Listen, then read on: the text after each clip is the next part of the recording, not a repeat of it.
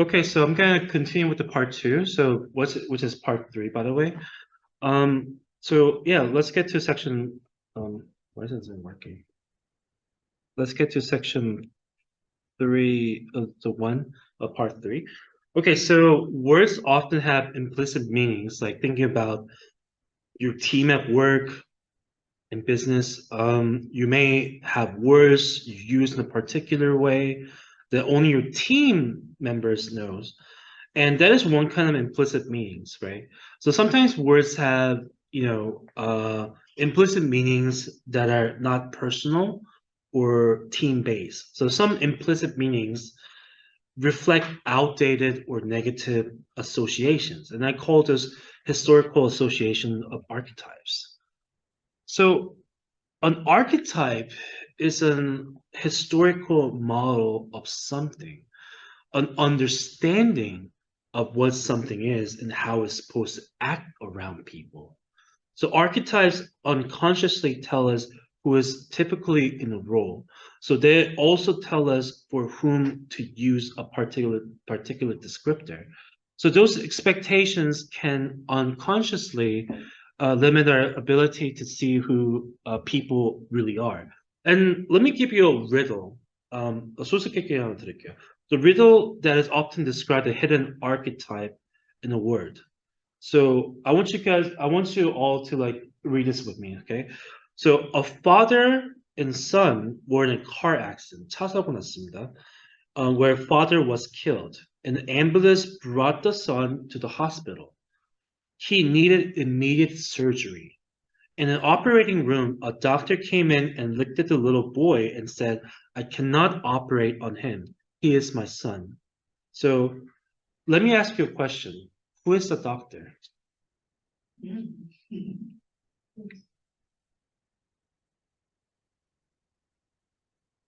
Okay, so the answer to this riddle is that the doctor is his mother, right? So many people struggle to answer riddle because the archetype hidden in the word doctor, right? So when you think of doctor, do you think of like male doctor or female doctor? Right? Most of the time. But there are a lot of female doctors out there. But we still think of like when we associate doctor with male doctor more often. So although medical schools now like are dominated by women, our archetype is historical, and we can continue to see doctors as men, even without intending to. So the archetype can limit our ability to see people. Even if we, for example, have women doctor or believe women doctors and man doctor are equally competent. So when unexamined, words with hidden and historical archetypes can limit our ability to see people. So when you use the word doctor, many people automatically see a doctor as a person who identifies as men, right? So in an emergency, we may mistakenly turn to a man nurse while ignoring the woman doctor. So this can lead a sense of exclusion for those who are not part of the historical archetype.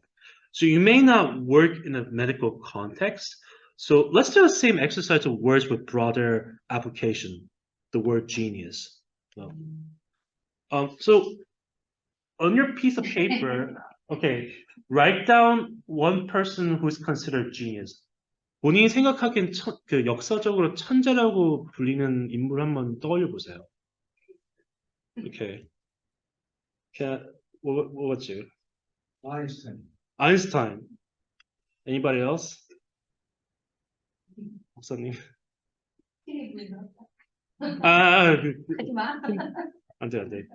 That's cheating. That's cheating. Huh? Okay, King 세종. Okay. So, 이순신. Okay. The general 이순신. Yeah. I like to hear from the female students. Okay, good. So like, okay, great. So everybody thought of like male genius most of the time, right? So like on the left, so like someone says Einstein, right? So Albert Einstein like usually comes to mind, or Edison or King Sejong, right? So few people think of Marie Curie, I mean, except for professor here, like on the right. You know who Marie Curie, right? All right. Anyways, so she's like the first human being to win 2 Nobel Prizes, right? So the archetype for genius is a certain kind of man. Do you see what I'm getting here? Right? So the impact is using a word with strong historical archetype can lead you to see not seeing people and excluding them, right? So when like a Forbes, you know oops. Okay, missing another slide for some reason. Okay, so there's a magazine called Forbes, right? And when the Forbes like published the first innovative leaders in America list in 2019, they honored 99 men and 1 woman, right? So archetype of innovative leader is masculine and thus preventing them from seeing women innovative speakers, right? Oh, sorry, innovative leaders. So Forbes magazine did see and include more women innovators in a subsequent list later that year. So here's the key takeaway from this presentation. So archetypes are often hidden in words' meanings and that can limit your ability to see people, right? And then many of our archetypes are gendered, either about man or about women. A very few of them include a more expansive view of gender, right? And when consciously use archetypes, they can make people feel excluded, and this dynamic can keep an obscured view of folks based on the past continuing into the present, right? So you may want to think about your own like work, right? So are there any terms that with a strong archetypes that prevent you from seeing everybody? Want you to think about that. Oops.